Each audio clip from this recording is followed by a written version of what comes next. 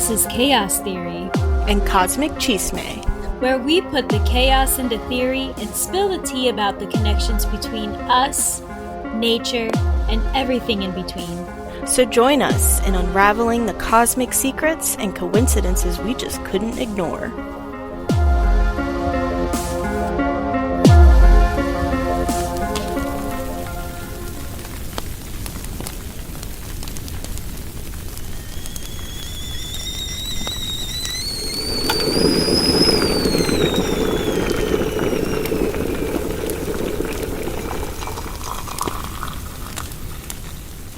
Welcome back, Cosmic Chismosos. It's Kayleen and Ashley. We're coming out of the fire, rising from the ashes, and putting on a hot kettle on today as we talk about wildfires. But before we do us a favor. Hit the follow button. We are on Apple Podcasts, Spotify, and YouTube. We all have that woo-woo friend or auntie, so send them a link to the pod. And they can follow us at Chaos Theory Cosmic Chisme on Instagram, where we post little teasers about what episodes are coming up, cover art for the episode, and clips from previous episodes to get a little taste of things you might have missed. We've got some announcements. So, we haven't really announced anything since, the Ireland episode. Right. Yeah, so we're a little overdue. First and foremost, we want to thank all of the listeners out there who are supporting this itty-bitty little startup podcast. Mm-hmm. We have so much fun doing this. So thanks to everyone who has been reaching out. We really appreciate hearing feedback. Speaking of listeners, we have been looking at our audience stats. We recognize a few of the countries that are listed. We've got some friends, around the world a little bit, not to brag. Right. But we got Philippines, we got Togo. Yeah. Shout out in Costa Rica. Yep, shout out. But there's one that we don't really know. Yeah, so Australia. Shout out. Mm-hmm. It looks like you've been kind of keeping up, so if you are our Aussie listener, we just want to hear from you. Mm-hmm. And just on the down low, if you're a tarper, definitely reach out and let us know, because we love the Tony and Ryan podcast. Yay! Yeah. And if this is your first time tuning in, we've talked about some cultural focuses during our island series, which includes the islands where our families are from. And so now we are finishing up with our final episode of a series that lightly covers the four elements.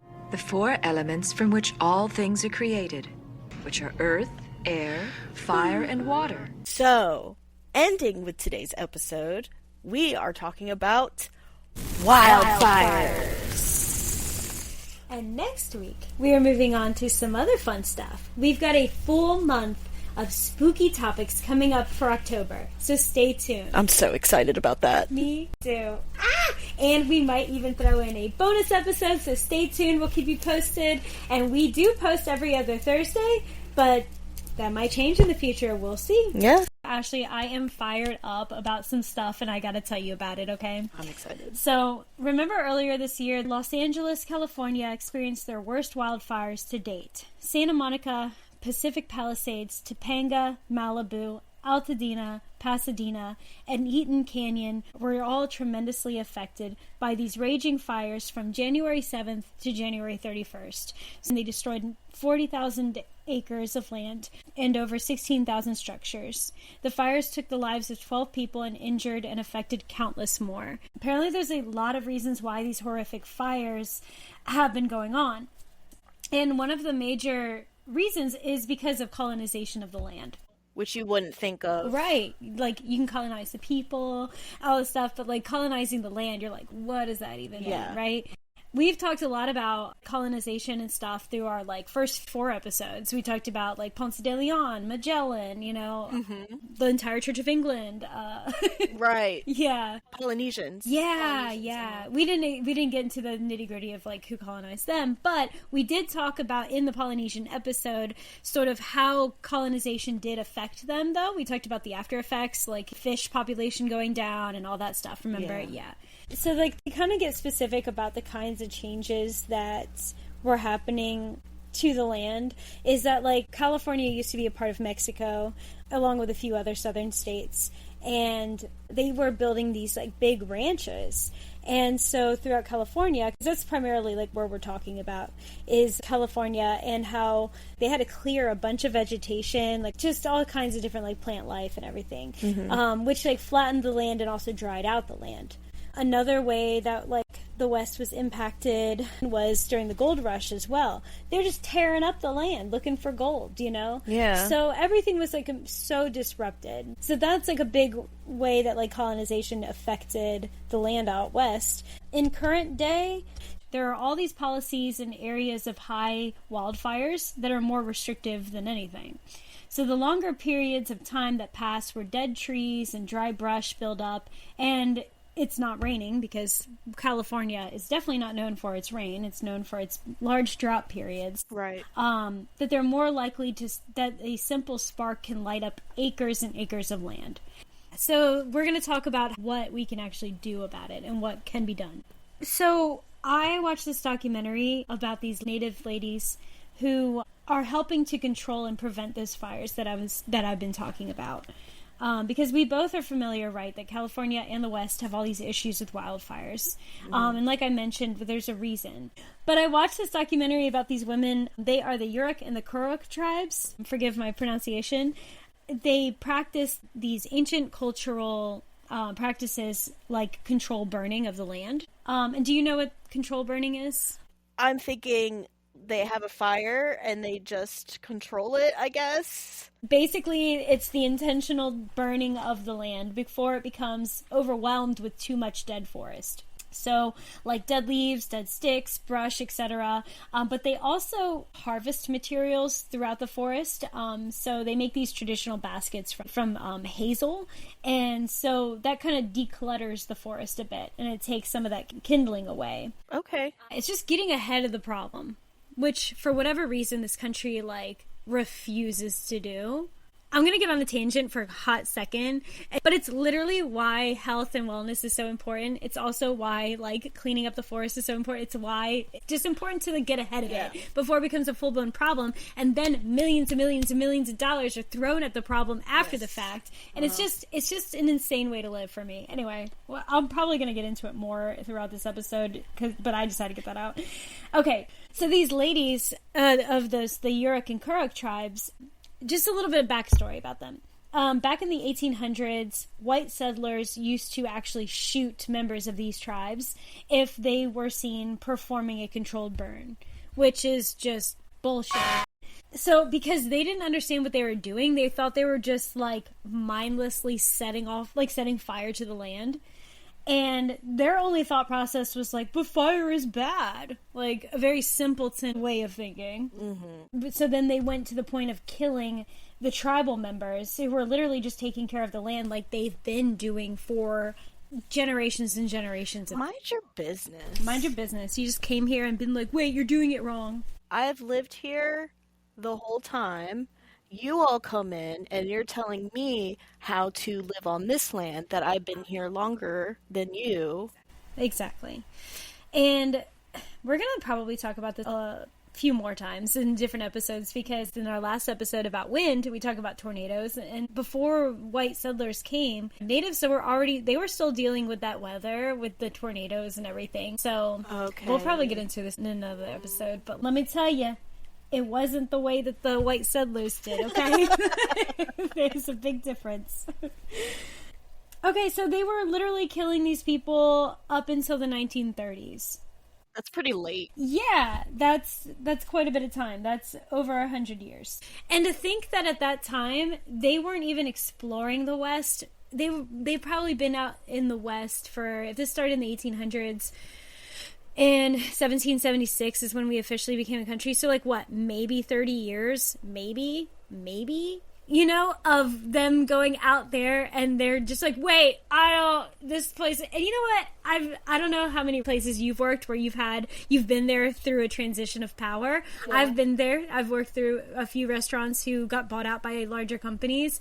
And it's always the same story. These larger companies come in, they don't know what to do, how to run a business, or they don't know what your thing is. You have firsthand experience because you're on the ground dealing with this stuff. That sounds like a nightmare. It is a nightmare because you're like, literally the whole reason why this business function is because we perform this service or we have this good quality, and you're taking that away because you want to cut corners and be in control. This is going to be a fiery episode. So let's get to the General Allotment Act. Because the General Allotment Act is an act that was passed by Congress, which divided Native American reservation land into parcels back in 1887. And the act was intended to weaken the tribal structure by encouraging the development of individually owned Native American farms to protect the Native American ownership of reservation land. So the division of the land, however, opened up large areas for white settlement. Divide and conquer. In 1898, the Curtis Act extended all provisions of the General Allotment Act to the Indian Territory, making the land of the Cherokee, Choctaw, Chickasaw, Creek, and Seminole tribes eligible for allotment.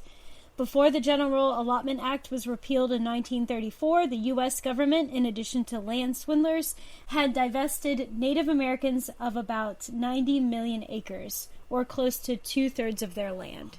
Everything that the natives knew about the land, how to survive, not even just like surviving as far as dealing with natural disasters like wildfires, tornadoes, and all that stuff. They knew about medicines, they knew about plant life, hunting, they knew about migration patterns, they knew all the stuff. But again, the white settlers, they would rather be loud and wrong than actually work with the people who they were sharing land with. And they were hoping to just break them down because I mean, ultimately the natives would have been a threat to everything because they were so strong and integrated and they knew. So they had to break these people down, which is so sad. But now, look where we're at. Look where we're at, okay? These crazy wildfires we're dealing with is a result of the colonization of the land. And so it wasn't until recent years that California's like, we've had enough, because now these native tribal members are coming forward. They haven't forgotten their practices. And California is finally listening to the influence of the native practices. So now they come back and they're like, what do we do? Natives are like in the corner just being like, you know, we didn't have these problems. Where does that arrogance come from? Is it like Church of England? Does this all come from Church of England? Because King Henry VIII, right? Probably it's all his fault. Probably. Yeah. So that's, well, okay. So I'm gonna hold out a little hope because they are starting to be open to letting these women of the Yurok and Kurok tribes to allow them to perform these controlled burns little by little, and they're even working somewhat alongside firefighters and foresters. Don't get me wrong, these women are not just random tribal people, like they are foresters as well, but they're just integrating like their native practices into their forestry knowledge. So I see, like they still know a thing or two. They do, absolutely. Like, so they can see it from both sides, but they're like, you all are doing it wrong. But that reminds me too, from our plants episode, that German forester was like, he's like, I've been out here in the woods for a long time, and he's like, this is what I've noticed, and we've been doing it wrong as well. So like, that's the biggest thing, is like being open to change and getting your ego out of the way. Yes. So that way you can, you know, be open to getting things done the best way possible rather than getting the job done instead of who has the credit, who gets it. Right. Because the problem is that all this, so when you have money in this is going to get real. Too much money is being filtered or funneled into the fire prevention and fire safety programs. In current day, California has a fire prevention budget of $4 billion. $4 billion? $4 billion.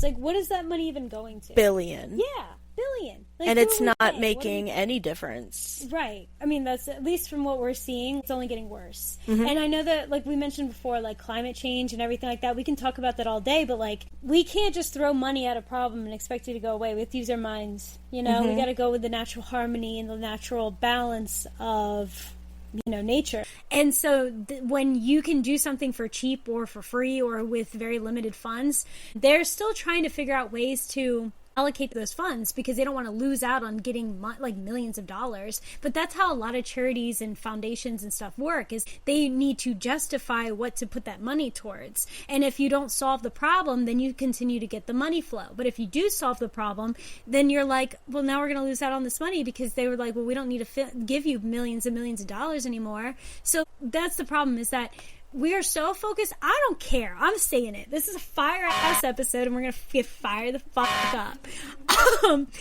If we stopped focusing on the value of the dollar and focused more on the value of your life, then you wouldn't be controlled by something so simple like money. Yep, I agree. So let's get more into these women because they're fucking doing it.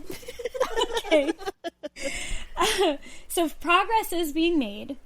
However, changes aren't happening quick enough. There's still a lot of bureaucracy around allowing these practices to become commonplace. Just like I was saying, like the millions of dollars, which is being thrown into restricting things. And they're like, just don't do it at all. This is like the helicopter parents of the land, you know? It's like they're not actually raising it. They're just doing more damage than anything. Right. Climate change obviously is also exacerbating everything. Which is also our fault. Right, exactly. I want to also reference that in the plants episode, we talk about how plants can communicate, especially when there's like a threat around. Well, even during wildfires, like plants are actually communicating about that as well. Like, so if a fire, Really? yeah, so if a wildfire starts at one end of the, you know, woods or whatever, they can send these signals through, and they release this chemical through the ground. Like, it's like a distress signal. So kind of, I think I mentioned this in the plant episode. It's like an adrenaline rush, basically. You did. Yeah. It triggers like a defense response. So the communication involves both airborne chemicals and smoke signaling to the seeds. It's a survival skill. Yeah. Also the same thing in the wind episode when we talked about how they will release chemicals so that they don't bend when there's a big gust of wind. Yeah, exactly. So these women, they are starting the change. I'm going to link a lot of these articles in the sources so that way, you know, if you all want to read more about it or watch like the full documentary that's on YouTube. The documentary is called Controlled Burns Prevent Wildfires. Fire Lighters, Fire is Medicine. So definitely check out that documentary. And so some of the articles that I had read, they were just like different people telling stories of being in the Yurok and Karuk tribes. Like this one person was like, even as like a little girl, they would like light fires because they were just like drawn to it and everything. So their family members would be like, you really shouldn't do this because if you get caught doing this like the wrong way and stuff, we've already had generations and history with, you know, being punished for like starting fires. But it is in our blood to be the controllers of fires. And this whole concept of literally just getting ahead of the problem and starting the fire that you can control, because they'll like walk through the woods and then just like take these little blow torches. It's like really cool. It's like a really cool job. So it's kind of like, it's also practice of being comfortable with fire. Exactly. And rather than being afraid of it and letting it control you, which is something that really leads me to a metaphor that I've been kind of circulating in my head a lot recently. In the last like few months, I've been kind of just dealing with like a lot of big emotions and like a lot of issues that I've been having with people in my life. And also just sort of my experience as a woman, that most of my experience has been that there's this understanding that women should just like deal with it. Like, that we should just, like, kind of take things on the chin, that we should just be, like, peacekeepers, and that we shouldn't say something when something is an issue, because then it might cause a problem, and then that would cause conflict, and then conflict is bad. And, like, because of the reputation that I sort of have, I've been thinking about this a lot more recently, that, like, I'd say, like, a lot of my friends see me as sort of, like, fiery and willing to just, like, say what's on my mind and that kind of stuff. And sometimes that's a bit intimidating, and it's usually, like, women who are saying this to me.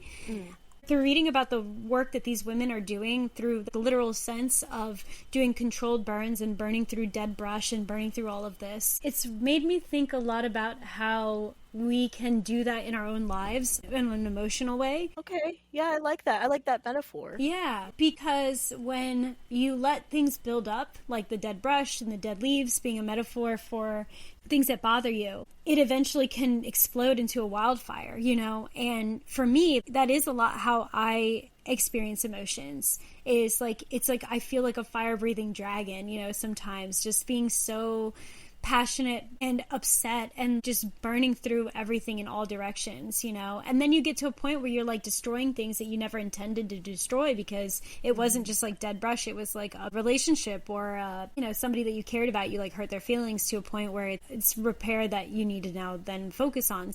But I guess what I want to say is that when we can overcome the discomfort of pulling somebody aside, like a friend, a family member, or whatever, and being able to hash it out through conversation rather than just waiting for that last straw to kick in. Waiting for the fire to go out itself. Yeah, exactly. Like just hoping that it's not going to spread. I think that it's very similar to what these ladies are doing. It's a controlled burn. It is a way to limit the destruction, you know, of what it means to deny, to pent up, to push down. And I think that fire is a metaphor for change and transformation and energy. That's why I love phoenixes. Yeah, the phoenix. Yeah, exactly. That's like a great metaphor. I mean, it's the whole story of like the Targaryens and everything too. And it's like they have this great power, and with great power comes great responsibility. And I just believe very much so in getting ahead of it and not being consumed by penning things up and all that. So these women doing this work, I think, can also be an example for women to emotionally do that similar work, the controlled burn of their own emotions and in the things that bother them. I love that. Yeah, thanks. I was really trying hard to figure out how to like get that across, but it really came to me when I was walking through the woods the other day. And my leg, foot, and ankle and stuff would just get wrapped up in like these dead vines as I'm like walking through the forest. And I was getting so frustrated, and I was like, I should be able to walk through this without being like tangled and everything. And then it was just making me feel like more and more of like this metaphor of just like, like if a fire did go through this and cleared away these dead vines, you know, gotcha. like I wouldn't be being held back. Yeah. And like I applied that to myself. I was like, well, I'm being held back by all of this crap that I'm like keeping in my head and in my heart, you know? So I've been putting a lot of work in my personal life, just being able to pull people aside that I love and care about. And it is a privilege, I think, to do so because it requires a lot of time and patience and energy. And so like before you do so, highly recommend get some good sleep, drink lots of water, eat a good meal. That's controlling the fire. Exactly. That's part of it. Yeah. This reminds me too of the acronym HALT, where it's like before you do something, like check, are you hungry? Are you anxious? Are you lonely? Are you tired? HALT. I at least have 3 out of 4 of those at one time. That's so funny. So what the Kuruk and the Uruk tribes believe and what they've been emphasizing and highlighting is fire is one of the most important, it's one of the 4 elements. It is a part of nature. It's not something that we're supposed to just remove and prevent. Like it's about working with it in harmony, you know? Yeah. I think it's one of the elements where it seems like an enemy, but it's not. Right. Yeah. It's just a way to like clear through the things that need to be returned back to the earth. Yes, know? and what's one of the most important things in survival? Building a fire. Yeah. It's very true.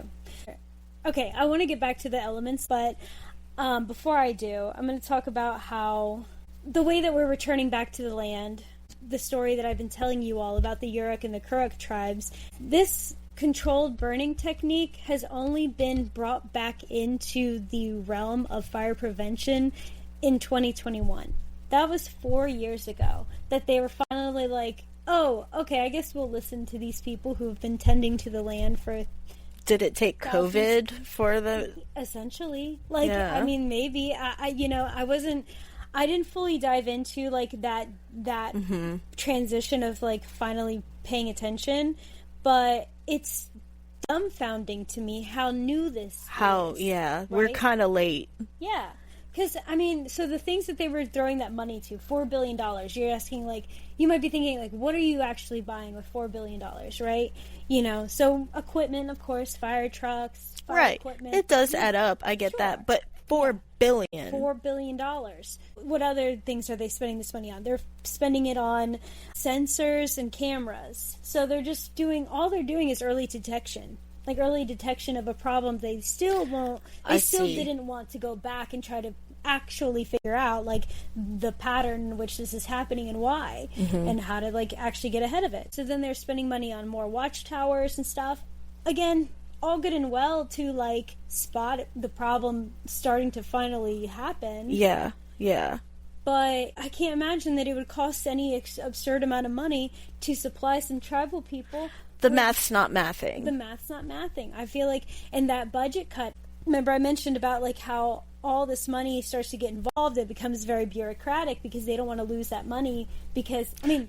Because they want to make sure they have enough money to run the charity, but they forget that what the charity is for. I think the end goal is being forgotten. Right. And this is like, and just to be clear, like this is not a charity, it's more of a department of the government, right? That's like fire prevention. True. Because it's their job as a country to protect their people. Sure.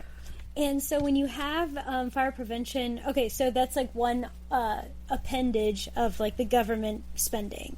And if they lose that $4 billion, I mean, you're also losing employment, which, you know, there's a lot of people whose employment is dependent upon fires breaking out. So this is not only threatening, like, the funding, it's also threatening employment of certain positions, you know? I see. And I would imagine, too, that $4 billion is being divided among, like, firefighters and whatnot, too. And then, like, you know, firefighter in California is, like, you know... What is it like? I don't know. I can't think of a single. I don't know. Yeah, but it's like I don't know why. But the first thing I thought of was like a Labrador in a room full of sticks. Oh, like, I see. Like you're like never gonna run out of work, you know, because in California there's wildfires all the time. Right. You know, I would, and also think about like $4 billion is also divided among like equipment, like helicopters. You know, that kind of stuff. That stuff's expensive. It's so expensive to fight a fire. So that's why it's like it becomes a much bigger, more complicated conversation because then you're like, well, I don't want to lose out on this $4 billion because we have all these fun toys and like equipment and crazy like, you know, different ways that we can fight these fires. But if we're returning it back and then to the natural ways of the natural balance of like maintaining fires, like do we have to give up these toys? Do we have to give up this equipment? Do we have to give up like these, you know, like do we have to give up these positions or you know? Right. So solving the problem gets a lot hairier, you know. Yeah, it's like the problem provides too. Yeah. But it's also solving the problem. I think there should be, like, at least, if it were, okay, like, say it were up to me, at least, like, some classes or some training or something from the native, from those tribes. Right. I mean, we could all get on board and then allocate those funds to, classes and programs for retraining, you know? Yes, and actually a personal story. So my husband and I are planning on building a house. It's an abandoned house that my father owns, and so it's over 100 years old. It's ready to be demolished. One of the options to demolish the building is to donate it to the fire department and use it as a training. That's for really the cool. firefighters. So as long as there's no like certain chemicals in there, like they do an inspection, they'll do an inspection and just make sure it's safe for the firefighters so that there's no chemicals burning and, you know, it'd be unhealthy and dangerous. Right. So after that inspection, then they'll use that house to pretend it's on fire and the firefighters can practice. That's so cool. Yeah, it's actually pretty cool. I didn't even know that was a thing until I heard it from a firefighter. So that's really all I have, is just check out these ladies. I'm like I said, I'm going to source a lot of links to read more about like these ladies who are doing it.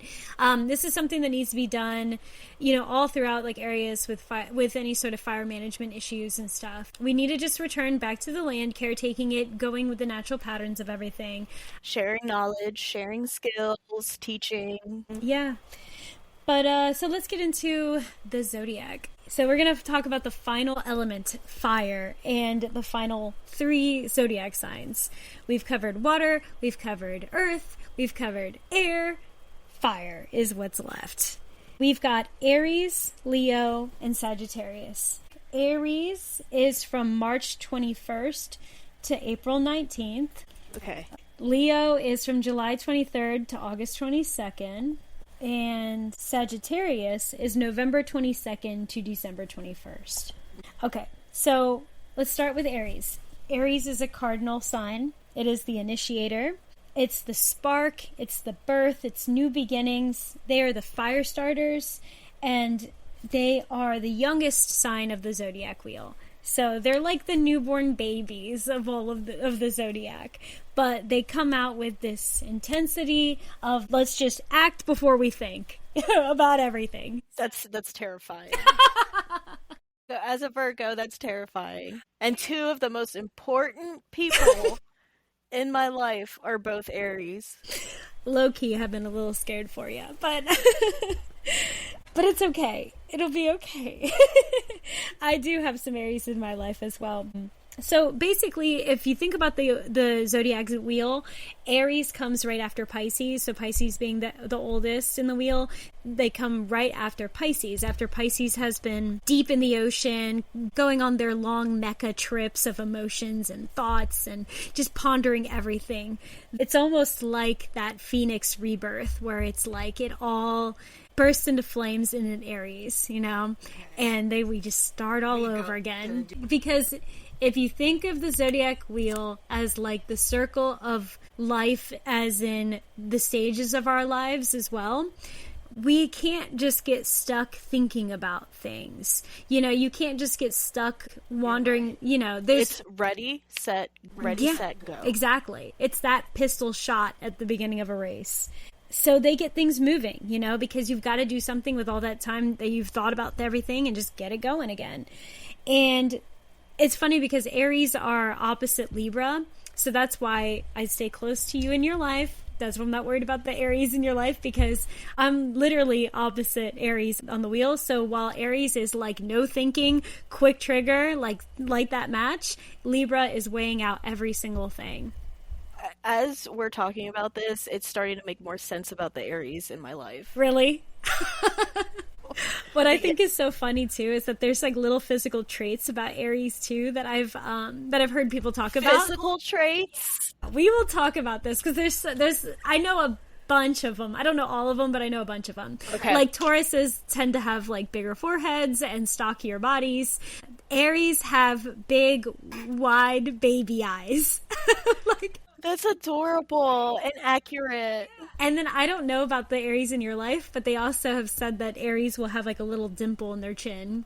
But I love Aries. I think they're so fun. I have a couple of Aries in my life as well. And I just sat down with one recently, one of my coworkers, and I was talking to her and I was like, this is so fun. We're just like getting fired up about stuff. And like, so just like you were talking about how the wind and the fire like feed each other in your like the wind episode and stuff. I literally apply that to like air signs and fire signs. Whew. Scary match sometimes because it could be like ultimate fun or it can be ultimate destruction, And so so if you're an air sign in a relationship with a fire sign, or a fire sign in a relationship with an air sign, I want to hear from you. How is it going? Is it good? Is it bad? Is it hot? Is it angry? Is it destructive? Are you toxic? How is it? And how do you control it? So Leos are the next in the fire signs. Leos are fixed. They are the stabilizers. They are the flame. They're like the bonfire. They're like the campfire that brings everyone in. They are ruled by the sun. So again, just center of the universe. Leos, we see you. Spotlight, baby. They are the uninfluenceable. They are the influence.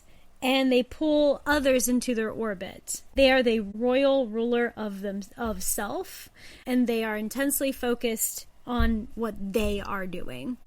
I don't know. There's definitely like an energy about them. I'm trying to think of some famous Leos. Well, I know Jennifer Lawrence is a Leo. Oh yeah, I can see that. Oh who am I even talking? Naomi, shout out Naomi. She's a Leo. Barack Obama was a Leo. Okay. Okay. They also say that physical traits, Leos tend to have a very specific relationship with their hair. Leos tend to have thick hair. If they're not taking care of their hair, it's maybe because of Leos are not in an environment that's good for them. And because Leos are more stabilizers, they tend to have a hard time like understanding what they need to change. They just more so attract the people who are going to help them, if that makes sense. Okay. Yeah. Okay. But if you see a Leo with like poor hair, they're like really going through some shit. Okay. So just if you see a Leo and their hair's not fixed, go up to them. Just say, hey, are you okay? Right. Are you going through something right now? Yeah, and the Leos tend to have really thick hair, luscious hair. Like hair tends to be one of their biggest physical traits. Like a lion. Exactly, their mane. Yes, 100%. All right, let's move on to Sagittarius, the very last of the fire signs. They are the mutable, and they are the adapters. Spread like wildfire. So this is the real thing.